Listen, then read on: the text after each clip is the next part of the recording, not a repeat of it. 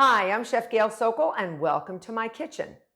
Have you ever wondered why cocoa powder, when you mix it with a really hot liquid like water or coffee or even hot milk, it gets super chocolatey and creates an incredible baked good for you?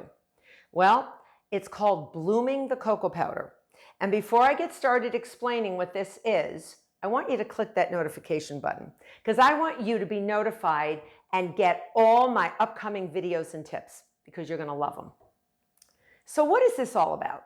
So cocoa and its actual chocolate component, which is cocoa powder without the fat, that's what natural cocoa powder is, and Dutch processed cocoa without the acidity. It's all from theobromine, cacao, which is the chocolate bean. And when you mix it with a hot liquid, like water, like coffee, like hot milk, it actually helps the cocoa absorb all these liquids, these hot liquids. The hotter the liquid, the more the cocoa absorbs. It has a natural starch in the cocoa.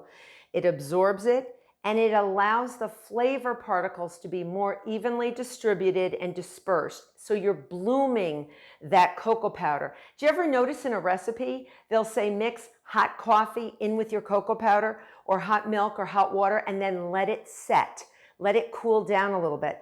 You're actually blooming it. You're sort of letting it sort of get all flavory and intense chocolate flavor. Theobromine explosion. And that's what you want in all your baked goods that have chocolate in them. I know I do. And I notice a big difference.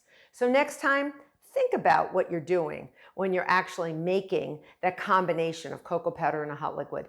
You will love that baked good. Until next time, I hope you become a subscriber. Bye-bye.